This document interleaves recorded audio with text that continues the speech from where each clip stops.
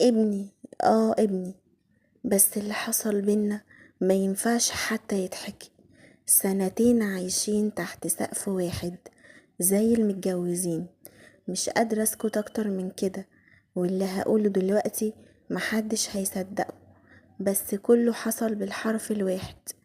اشترك دلوقتي وخليك اول واحد يسمع حكايتنا. انا نورة، عندي 39 سنة، متجوزة من دكتور في الجامعة، بقالي حوالي 16 سنة متجوزة. الحمد لله كان بينا كل احترام، وكان بيحبني جدا. بس جوازنا في الاول كان جواز تقليدي، بس مع العشرة حبينا بعض وبينا احترام كبير قوي. بس دلوقتي في مسافات كبيرة قوي بينا بسبب ان هو سافر، رغم ان احنا معانا فلوس كتير جدا ومبسوطين ماديا. بس هو حب ان هو يشتغل برا وما يقعدش هنا عشان يعمل فلوس اكتر. حسيت ان هو بقى طماع قوي من كتر الفلوس اللي بقت معاه. ولما كان بيجيلنا مثلا اجازة كان بيجيب معاه هدايا كتير قوي وحاجات كتير جدا، ده غير سعر تذكرة الطيران اصلا اللي هي غالية جدا. فاقترح عليا ان هو هينزل مرة كل 3 سنين، علشان خاطر ايه؟ التذكرة بتبقى غالية والكلام ده. بعد كده بقى يتحجج، مبقاش يكلمني زي الاول، ممكن يكلمني مرة في الاسبوع، ده لو كلمني اصلا. وبيقعد بقى يقولي اعذار كتير ويقولي معلش اصلا انا دلوقتي مشغول وكل الكلام ده. انا طبعا عايشة لوحدي وقاعدة، ما فيش غير ابني بس هو اللي معايا. بروح من الشغل للبيت ومن البيت للشغل، ماليش علاقة بأي حد ولا مختلطة بأي حد خالص. وكنت مع نفسي طول الوقت، والناس كلها كانت عارفة ان انا حد كويس ومحترم. وكنت عايشة انا وابني لوحدنا في شقة في المنصورة، والشقة دي كانت كبيرة وكانت كويسة جدا. وجوزي كان بيجيلنا كل 3 سنين زي ما قلتلكم. عدت سنين ومفيش اي حاجة اتغيرت، ولا جوزي رجع يستقر معانا بعد كل الوقت ده، لحد ما ابني وصل لمرحلة الثانوي، وكان تقريبا عنده وقتها 17 سنة. في الوقت ده بالذات حياتي كانت روتينية جدا، وفي يوم لقيت نفسي تعبانة قوي، والموضوع ده أثر عليا جامد. كنت دايما أحس ان انا دايخة، أحس ان انا مش مظبوطة خالص، كسلانة، مش قادرة أقوم أعمل أي حاجة. كنت دايما مرهقة وتعبانة، والموضوع طول قوي وبيجيلي كتير جدا. وطبعا زي أي واحدة كنت بكبر دماغي وأقول مش مشكلة، ممكن إرهاق، ممكن أي حاجة، أو ممكن يكون عشان بفكر كتير عشان جوزي مش موجود معايا، وإن أنا يعني عايشة لوحدي. يعني ابتديت أتجاهل الفكرة والموضوع ومركزش قوي إن أنا ببقى تعبانة. بس لقيت الموضوع بيتكرر وبيزيد، يعني تقريبا كل شوية احس بالموضوع ده، واحس ان انا دايخة وتعبانة قوي وحاسة بارهاق شديد. وفي مرة كنت بتكلم مع واحدة صاحبتي، قالت لي طب يا بنتي انت ساكتة ليه على نفسك؟ ما تروحي تكشفي وتشوفي في ايه. قلت لها هكشف على ايه؟ ما هو مفيش حاجة بالظبط عندي، انا بس مرهقة. قالت لي عادي يا ستي، روحي اطمني على نفسك واعملي تشيك اب. روحي يا ستي للدكتور، يعني هو انت خسرانة ايه؟ او تطمني على نفسك بدل ما يحصل لك حاجة، وربنا يخلي لك لابنك وجوزك. الكلام ده كله قلت لها خلاص طيب ماشي. يعني كلامها صراحة أثر فيا، وقلت لا لازم أروح إن أنا أطمن على نفسي. وقلت لها أنت عندك حق، أنت شجعتيني إن أنا أروح. ورحت فعلا للدكتور، وابتديت إن أنا أقوله على الأعراض اللي أنا بحس بيها. قلت له ازيك يا دكتور؟ قال لي اهلا يا مدام، عامله ايه؟ قال لي خير، بتحسي بايه؟ قلت له انا دايما عندي صداع ودايما همدانه وتعبانه. قلت له انا دايما عندي صداع ودايما همدانه وتعبانه، او ماليش مزاج ابدا لاي حاجه، ودايما مرهقه وبنام كتير جدا، او معرفش ده سببه ايه. وكمان لما بصحى مش بصحى فايقه، يعني مهما نمت بنام وبقوم وبرضه بحس ان انا ما نمتش، ببقى مش مركزة خالص. قال لي طب تمام، وبدأ ان هو يكشف عليا. طبعا انتوا عارفين اغلب دكاترة الباطنة دلوقتي بيبقى عندهم جهاز المنظار ويكشف بيه عشان يعني يطمن. فقعد يدردش معايا شوية وقال لي انتي متجوزة؟ قلت له اه. قال لي جوزك بيشتغل ايه؟ قلت له جوزي مسافر، بيجي كل 3 سنين مرة. لقيته بيقول لي طب تمام، انا بس محتاج منك انك تعملي لي شوية تحاليل اللي على اساسها ان انا هشخص انت عندك ايه بالظبط، وان شاء الله مفيش اي حاجة وما تقلقيش، بس اعملي التحاليل دي وتعاليلي على طول في الميعاد ده اللي هو ميعاد الاستشارة يعني. طلعت من عنده وانا مرهقة قوي، بس ما كنتش فاهمة يعني هو ليه كتبلي على كل التحاليل دي وما كتبليش على اي علاج ولا اي حاجة. فروحت فعلا عملت التحاليل، وبعد كده رحت له في الاستشارة. لقيت نفسي محطوطة في موقف عمري في حياتي ما توقعت ان انا هتحط في الموقف ده. لقيت الدكتور بيقولي بص يا مدام، انا عايزك تبقي هادية خالص. اولا قلت له انا هادية جدا. قال لي شكل حضرتك ست محترمة جدا، وده باين من شكلك، بس انا يعني عايزة اقولك حاجة وعايزة افهم حاجة. هو انتي ليه بتاخدي مخدرات؟ انتي تحليل ظاهر فيه نسبة مخدرات عالية جدا. قلت له ايه؟ ازاي؟ قال لي والله التحاليل بتاعتك باين كده. قلت له حضرتك فهمني، مخدرات ايه؟ انا عمري في حياتي ما خدت مخدرات اصلا. فقال لي يعني انتي ما بتاخديش اي نوع من انواع المخدرات؟ قلت له لا طبعا، وانا ليه هعمل كده؟ قال لي بس في التحليل بتاعتك بتقول ان انتي بتاخدي انواع مخدرة كتير جدا. طب انتي بتعملي ايه في يومك؟ بتعملي ايه في حياتك؟ بتاخدي طب منوم او بتتعاطي اي حبوب؟ طب فهميني. قلت له لا طبعا انا ما باخدش اي حاجه من دي خالص. انا جايه هنا عشان انا حاسه ان انا على طول نايمه على نفسي ومش مركزه ودايما دايخه ومش فاهمه ايه السبب. فلو انا باخد حاجه من دي هاجي اكشف ليه يعني؟ قال لي ما انا مش عارف بصراحه اقول لك ايه. ده كمان حضرتك اصلا حامل، وانتي بتقولي ان جوزك بيجي كل 3 سنين مره. طب كان جوزك اخر مره معاكي امتى؟ قلت له لا انا جوزي ما جاش من سنتين، حامل ازاي؟ فقال لي لا انتي حامل وباين قدامي ان انتي حامل. طبعا انا من الصدمه ما خدتش بالي وقتها هو قال لي انتي حامل في الشهر الكام. جات لي حاله هستيريه غير طبيعيه. حامل؟ انا عمري ما حد لمسني، انا جوزي مسافر وبيجي كل 3 سنين مره. ازاي وازاي انا حملت وازاي ما حسيتش حتى لو حصل حاجه؟ انا مش فاهمه في ايه بجد، انا مش عارفه. طب ما ستات كتير بتعمل وصاحبت وعملت، بس انا الحمد لله انا ما بعملش الكلام ده. انا متقيه ربنا جدا في جوزي وبحترمه، رغم ان انا مختلفه معاه ان هو بيسافر وبيسيبني، بس انا بحافظ عليه بغيابه وبحترمه. انا مش عارفه بجد انا ازاي ده.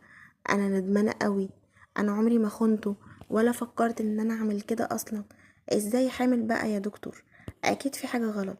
الدكتور قال لي والله العظيم انتي حامل، تحاليلك بتقول كده، والكشف اللي انا كشفته بيقول كده، والتحليل بتقول ان انتي كمان بتتعاطي مخدرات، وبقالك تقريبا فترة طويلة، يعني مش فترة قصيرة، لا انتي بقالك كتير، علشان عندك النسبة بتاعت المخدرات عالية جدا جدا جدا وكتيرة. قلت له لا انا ما باخدش حاجة. قال لي والله كل ده ظاهر عندي في التحليل. قلت له يعني ايه؟ انا مش فاهمه. قال لي يعني في ادويه فيها نسبه مخدر ودي ممنوعه وبيتقال عليها ادويه جدول. قلت له لا يا دكتور طبعا انا عمري ما خدت حاجه زي كده، انا اخري باخد مسكن للصداع وخلاص. قال لي ما هو موجود في التحاليل نسبه من المخدر. قلت له مش عارفه والله يا دكتور، مش عارفه، مش عارفه، دي حاجه غريبه جدا. قال لي عامه لو بتاخدي اي نوع مخدر او علاج زي كده بطليه، وكتب لي روشتة علاج ومقويات، وقال لي هشوفك كمان اسبوع. المهم خدت بعضي ومشيت من عند الدكتور، وما كانش في بالي اي حاجة خالص. اول ما رجعت البيت ابني كان عايز يعرف عملت ايه عند الدكتور، وقال لي يا ماما انت عملتي ايه عند الدكتور؟ قلت له مفيش حاجة. شكله دكتور مش فاهم اي حاجة. قال لي يعني ايه يا ماما؟ هو قالك ايه بالظبط؟ قلت له قال لي ان انا باخد مخدرات. قال لي يعني قالك كده؟ مخدر ايه يا ماما ان انت بتاخديه؟ قلت له مش عارفة والله يا ابني. عموما ابقى خد الروشتة دي وهاتلي العلاج اللي فيها. واديته فلوس يجيب لي العلاج المكتوب في الروشتة، وفضلت ماشية على العلاج بتاع الدكتور يوم ورا التاني ورا التالت، وبالفعل حسيت بتحسن كبير وبقيت نشيطة زي الأول، والنوم مبقاش يجيلي. بس كنت بلاحظ شوية تغيير كده على حركات ابني، بس برضو ما كانش في بالي أي حاجة خالص. كنت بلاحظ ان هو بيدخل المطبخ كتير جدا، وهو معدي كان بيبص عليا وكأنه كان بيراقبني او بيشوف حاجة معينة. لحد ما في مرة ندهت عليه، قلت له تعالى هنا اما اقولك، هو انت مالك كده؟ حساك مش على بعضك، في حاجة؟ عايز فلوس ولا حاجة؟ قال لي لا يا ماما، اشمعنى يعني بتسألي؟ قلت له اصل ملاحظة ان انت عمال تعدي كل شوية كده وتبص وتروح وتيجي. قال لي لا يا ماما، اصل انا مصدع شوية وكل شوية ادخل المطبخ افكر اعمل شاي او قهوة، بس برجع يعني في كلامي. فقلت له طيب ماشي. المهم الاسبوع مر بسرعة وخلصت العلاج اللي في الروشتة ولقيت في تحسن كبير الحمد لله. قلت لنفسي بلاش دكتور بقى، انا مش رايحة استشارة خلاص، انا بقيت كويسة. شكلها كده كان عندي نقص تغذية او عدم اهتمام بنفسي او ارهاق، بس خلاص الحمد لله. عدى اسبوع، رجعت لنفس الحالة القديمة تاني وبدون أي سبب ومن غير ما أعمل أي حاجة. وبرضو أنا عمري ما شكيت أبدا في أي حاجة، عمري ما شكيت أبدا إن ممكن أكون ضحية. وضحية لمين؟ لأعز إنسان على قلبي. عدى يوم والتاني وفي نفس الميعاد ألاقي نفسي تايهة عن الوعي، وانام واروح في النوم ومش حاسة بأي حاجة خالص. وعدى بعدها تقريبا 3 أسابيع، وبعد ما عدت 3 أسابيع بدأت أحس بقى بأعراض غريبة. حسيت ان انا نفسي قايمة عليا قوي، وماليش نفس للأكل ولا الشرب ولا أي حاجة، وكل ما أفكر أكل أي حاجة مقدرش وأقوم أرجعها على طول. أنا قلت بقى أكيد ده برد شديد أو أنفلونزا، بس ما حطيتش في بالي يعني، وقلت أخد أي مسكن وخلاص أو أشرب أي مشروب دافي. لكن يوم ورا التاني والأعراض دي مش راضية تروح خالص، وفي نفس الوقت مشكلة النوم اللي بدخل فيها دي والغيبوبة دي زي ما هي. استنيت اسبوع كده قبل ما اقرر ان انا اروح لدكتور تاني، ما بقيتش عارفة ده دور برد ولا ايه بالظبط. واستنيت الاسبوع ده عشان عارفة يعني ان دور البرد ده بياخد كام يوم وبيروح. لكن بعد الاسبوع ده بدأت الاعراض عندي تزيد اكتر. ومش بس كده، ده جه ميعاد الدورة الشهرية بتاعتي وما جاتش. هي اوقات كانت بتتأخر عندي، فقلت يمكن الاعراض اللي عندي دي كلها لخبطة هرمونات ولا حاجة. استنيت ايام كده لكن الدورة الشهرية برضو ما جاتش عندي، وعدى تقريبا 15 يوم. قلت لا ده كده كتير قوي، الموضوع كده مش طبيعي، والاعراض اللي بتزيد عندي دي استحالة تكون طبيعية. انا لازم اروح للدكتور او الدكتورة تشوف ايه المشكلة بالظبط. وفعلا رحت لدكتور تاني خالص غير اللي رحت له في الاول، وحكيت له كل اللي حصل لي من اول حاجة خالص حسيت بيها لحد اللحظة اللي انا فيها دي دلوقتي. وقلت له ان انا رحت للدكتور قبل كده وقال لي ان انت في نسبة مخدر عندك في التحاليل، وحكيت له كل حاجة. وطبعا سألني شوية اسئلة وكشف عليا، وبعدين كتب لي على شوية تحاليل وقال لي انت هتعملي التحاليل دي وهتجيلي بيها كمان يومين. وفعلا رحت عملت التحاليل اللي الدكتور طلبها مني، وفي الميعاد بتاع الاستشارة رحت للدكتور واديته التحاليل. بعد ما شاف التحاليل اكد لي فعلا ان في نسبة مخدر عندي شديدة ظاهرة في التحاليل، وقال لي انت بتاخدي مخدر ومش من يوم ولا 2 ولا 3، لأ ده من فترة طويلة جدا، والمخدر اللي انا باخده قوي قوي. فطبعا ده اكد لي اكتر ان انا فعلا باخد حاجة. طب انا كده في حالة ذهول، ازاي انا هتجنن؟ انا فعلا ما باخدش حاجة خالص وانا واثقة من كده. قلت له طب يا دكتور والله انا ما باخد حاجة. قال لي والله كل ده ظاهر في التحاليل قدامي، وفي كمان حاجة تانية ظاهرة في التحليل، ان انتي حامل. قلت له نعم؟ حامل ازاي؟ يعني انت اكيد بتهزر، انا ازاي حامل؟ انا عايزة تفسير دلوقتي لكل اللي بيحصل لي ده، انا ما بقيتش فاهمة حاجة. قال لي انت المفروض تكوني عارفة اللي بيحصل لك ده من ايه. نزلت من عند الدكتور وانا منهارة وتعبانة ومش فاهمة اي حاجة، عمالة افكر ودماغي شغالة. قعدت اراجع نفسي وراجع يومي وراجع حياتي. ابتديت ان انا اشك في نفسي، انا ما عملتش حاجة، طب ازاي ده حصل؟ بدأت اجمع المواقف بقى اللي بتحصل معايا في البيت، ان انا لما بروح البيت ايه اللي بيحصل معايا. وعقلي فضل شغال، انا بروح وبدخل البيت ببقى همدانة وتعبانة على طول من اول ما بصحى من النوم. وابني بيقول لي يا ماما يا حبيبتي مالك؟ اقول له تعبانه. فيقول لي انا هعمل لك فنجان هظبطك بيه، واقول له ماشي اعمل لي يا حبيبي كوبايه قهوه، واشرب القهوه من هنا والاقي نفسي نمت من هنا او في اي حته بقى وانا قاعده كده في مكاني. يا اما مثلا اقوم احط فنجان القهوه في المطبخ والاقي نفسي مدروخه وادخل انام واسيب الولد. طب ازاي بقى مفيش حاجه اهو بتحصل؟ قعدت اجمع مع نفسي ان القهوه مثلا بتفوقني. ازاي؟ طب ده القهوة بتخليني انام اكتر وبصحى من النوم مرهقة وببقى عايزة انام على طول، وانا طول اليوم ببقى تعبانة وعايزة انام وعايزة اشرب قهوة عشان افوق، لكن انا بنام اكتر بعد ما بشرب القهوة. طب ايه المشكلة؟ انا مش فاهمة حاجة. انا دي حاجة ما كنتش اتوقعها وانا اتخيلها اصلا ولا تيجي في بالي. وجالي شك في ابني، قلت معقولة ابني معقولة يكون بيشربني حاجة؟ لا، ازاي؟ انا ابني متربي كويس، ازاي؟ وما انا عمري ما دخلت بيتي قرش حرام، ولا انا ولا باباه، يعني ازاي؟ مفيش حد عندنا وحش، ازاي هو هيعمل معايا كده؟ بعدين قلت لنفسي طب ما فيهاش حاجة يعني لما اتأكد بنفسي، عشان اتأكد ان التهيؤات اللي بتجيلي دي مش حقيقية، وان دي كلها وساوس وشكوك. مش معقولة يعني ابني هيعمل فيا كده. بس انا بجد ما بروحش في اي حتة غير بيتي، عشان كده انا شكيت فيه. عايزة بقى ان انا اتأكد واقطع الشك باليقين زي ما بيقولوا. قررت ان انا ابين له ان انا تعبانة، وادخل البيت واقول له انا تعبانة وهو يعمل لي كوباية قهوة. وعمل كده فعلا. وكنت حقيقي بيني وبين نفسي بدعي ربنا ان مفيش حاجة تحصل، رغم ان انا لو ابني ما بيعملش كده كنت برضو هفضل مش فاهمة مين اللي بيعمل معايا كده. لكن كنت بدعي بقلب الام ان انا ابني ما يطلعش الشخص السيء ده. عملت كده فعلا، ورحت البيت وكنت تعبانة ومرهقة، وفعلا ابتديت اقوله ان انا مش قادرة.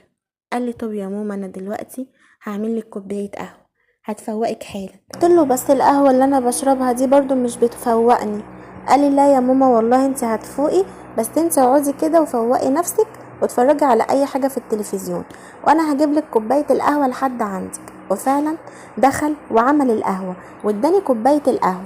قلت له انا مش قادرة اقعد هنا، انا هدخل في اوضة النوم. وفعلا دخلت الأوضة التانية، وطبعا قصدت ان انا اظهر له ان انا خلاص فعلا شربت القهوة، ورحت وحطيتها في المطبخ فاضي. وبعدين دخلت على السرير وقلت بقى اعمل نفسي ان انا نايمة زي كل يوم بعد ما بشرب القهوة وبنام عادي زي المعتاد. وقعدت على السرير وكانت ضربات قلبي عالية جدا، ودماغي ما كانتش واقفة وعمالة تفكر، شغالة تفكير وعايزة افهم ايه اللي بيحصل. هل فعلا حاجة بتحصل ولا ابني ما بيعملش كده؟ وعمالة بقى في صراع مع نفسي قوي جدا. وفي خلال اللحظات دي اللي كنت بفكر فيها وعمالة ادعي ربنا ان يبقى ابني ما بيعملش حاجة، لقيت ابني من غير اي هدوم زي ما انا جبته بالظبط على الدنيا. لقيته جاي وبيضحك. قمت اديته بالقلم على وشه وقلت له ايه اللي انت بتعمله ده؟ انت ازاي يا ابني؟ معقول ازاي تعمل كده؟ انا مش مصدقه وجالي انهيار عصبي. فضلت اصوت واصرخ بصوت عالي وقلت له ازاي يا ابني يعمل فيا كده؟ انا عملت ايه في تربيته اثرت عليه كده عشان يطلع بالشكل ده؟ وعمال افكر واصوت وافكار كتيره بتيجي في بالي. ومع الصوت العالي لميت الناس عليا وعلى ابني. طبعا ابني لبس هدومي بسرعه وهرب وراح استخبى عند حد من صحابه. طبعا انا ما كنتش عارفه وقتها هو فين ولا راح فين. واول حاجه واول فكره جت في بالي ان انا هبلغ عن ابني. طبعا فضلت اقول لنفسي اهدي، محدش يعمل كده، ما تفضحيش الدنيا، انت كده هتضيعي مستقبله، هتفضحيه قدام الناس. وفضلت اقول في نفسي طب انا لو شفته وقتلته انا كده هبقى مجرمة في القانون، ولا هيبقى حقي ان انا اقتله؟ رحت رايحة على القسم على طول وحكيت للظابط كل حاجة. والظابط بجد كان مذهول من اللي بيسمعه ومش قادر يتكلم. قال لي حضرتك بتقولي ايه؟ قلت له حضرتك انا رحت كشفت ولقيت نفسي حامل وانا جوزي مسافر، وقالوا لي كمان ان انت بتاخدي مخدرات، وانا فعلا ما بعملش الكلام ده، ومفيش اي حاجة حصلت بيني وبين اي حد. وبقيت هتجنن وبقول ايه المكان اللي انا بروحه غير بيتي؟ انا ما بروحش اي مكان. طب مين اللي عمل معايا كده؟ محدش عمل معايا كده الا ابني. فشكيت فيه وكنت بقول يمكن مش هو.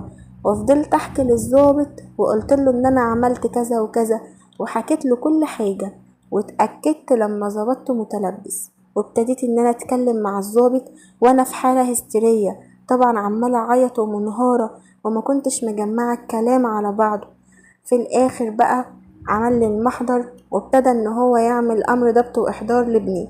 وفعلا بعد ساعات قدروا ان هم يقبضوا عليه ويعرفوا هو مستخبي فين. كان مستخبي عند واحد صاحبه. جابوه بقى وقالوا له مامتك بتقول كذا وكذا وكذا، معقولة انت تعمل كده؟ قال بصوت عالي لا، وفضل يزعق. قلت له انت اللي عملت كده، قول الحقيقة. انا مش مصدقة، بس انا عايزة افهم ازاي وليه. لقيت ابني بيقولي بدأ ان هو يعترف وكان منهار، وبدأ يحكي ويقول ان هو شاب صغير في فترة المراهقة بيمر بحاجات كتير قوي متغيرة عليه، وشعور غريب جدا كان بيجي عليه لأول مرة في حياته. وابتدى ان هو يعترف على بعض صحابه في المدرسة، على الرغم من ان اهلهم كويسين ومن طبقة كويسة يعني، بس ما كانوش ولاد وحشين ولا حاجة. لكن مع الأسف الكمبيوتر والنت والأفلام الإباحية والمواقع اللي احنا ما بنخلصش منها دي هي اللي بتخلي الشباب والبنات عايزين يجربوا الحاجة دي، وشايفين الإحساس ده ان هو حاجة جميلة قوي. وطبعا وهموا نفسهم بكده، وخصوصا الشباب وهموا نفسهم ان هم لما يبتدوا يعملوا كده ان هو يبقى كده راجل. وابتدى فعلا ان هو يجيله حالة من الشهوة ويقول ايه ده، انا عايز اعمل كده، انا بحس بالحاجات دي. وهو طبعا بيبقى عايز ينفذ اللي هو بيشوفه في التلفزيون. وطبعا هيعمل ايه؟ مفيش عنده حل، ما كانش فيه بنات قدامه يعني، ما كانش ليه اي علاقات ببنات تانية، ما بيتكلمش مع بنات اصلا، ومفيش اي احتكاك، وما عندوش الجراءة ان هو يطلب كده من بنت ويعمل معاها كده. لكن قرر ان هو يعمل كده مع مامته. وبعدين جاتله الفكرة دي وقرر ان هو يجرب الموضوع ده. والظابط سأله وقاله طب انت ما ترددتش لثواني؟ قاله انا اترددت، بس احساسي بالشهوة عماني، عايز اعمل الحاجة دي. قاله طب امتى عملت كده لأول مرة؟ قاله انا عملت كده اول مرة لما ابتديت ان انا اشوف امي بحس بالاحساس ده، وبحس ان انا عايز اعمل كده، عشان هي الست الوحيدة اللي انا جربت معاها الحاجة دي، وعمري ما عملت علاقة مع اي بنت تانية. قلت له يعني انت كده ما اذيتش اي حد؟ فجأة كده عملت كده مع مامتك على طول، وبعدين دي علاقة محرمة. قال له انت كده تعديت على حدود ربنا وعلى الشرع، وما ينفعش ان انت تعمل كده. طبعا انا بقيت قاعدة هتجنن من اعترافات ابني والكلام اللي هو كان بيقوله للضابط، والضابط كمان كان هيتجنن، والقاضي كان هيتجنن، وكل الناس عرفت بالقضية بتاعتي وفعلا كانوا هيتجننوا. المشكلة ان انا حتى بعد اللي حصل ده مش لاقية دعم من ناس كتير جدا، وناس كتير بيقولوا انت فضحتي نفسك وفضحتي ابنك وفضحتي جوزك، وموقف جوزي معايا ما كانش حلو ابدا، وكأن انا اللي عملت حاجة اتعاقب عليها، ورغم ان انا عمري ما عملت اي حاجة زي كده، بس حسيت ان الناس بقت تبصلي بصة وحشة. طب المفروض ان انا اعمل ايه اكتر من كده؟ الغلطة اللي هو عملها انا مالي طيب؟ وانا الست المظلومة في الموضوع. وابتدت الناس تقلب عليا وتحاسبني، وانتي ازاي تعملي كده، وازاي تقولي الكلام ده، ازاي تخلي الناس تعرف اللي حصل بينك وبين ابنك؟ هل انا فعلا كده غلطانة؟ واغلب الناس اللي حواليا شايفين ان انا ما كانش المفروض اعمل كده، وكان المفروض احل الموضوع بيني وبينه. طب انا المفروض اروح انزل الجنين ده؟ طب ابني لما يعمل كده اسيبه ازاي بدون عقاب؟ هل دي يعني هتبقى تربية صحيحة؟ مش عارفة بجد. ياريت تقولولي لو انا فعلا غلطانة في القصة دي ولا لا. هل فعلا استحق الدعم من الناس؟ ايه الذنب اللي انا عملته في القصة دي كلها بجد؟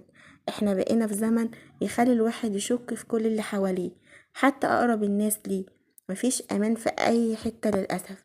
وللأسف النت والتكنولوجيا اللي احنا عايشين فيها دي هتجيب لنا مصايب كتير جدا، ومن كتر المواقع والحاجات التانية الكتير قوي اللي دخلت حياتنا بقينا مش قادرين نتحكم لا في نفسنا ولا في اللي حوالينا. عشان كده بحكي لكم قصتي، يمكن تتعلموا منها وتستفيدوا منها. عايزة اقول لكم نصيحة، تابعوا ولادكم اكتر بكتير من اللي متوقعينه، وعشان انا مش عايزة اي واحدة تتحط في الموقف اللي انا اتحطيت فيه، عشان بجد الموقف ده يخلي الواحدة تتجنن. فعشان كده حكيت لكم حكايتي النهاردة، وبكده تكون خلصت حكايتنا النهاردة. يا رب تكون عجبتكم واستفدتوا منها واخدتم منها العبرة والنصيحة. عايزة رأيكم في الكومنتات، ولو عجبتكم القصة ما تنسوش اللايك والاشتراك في القناة.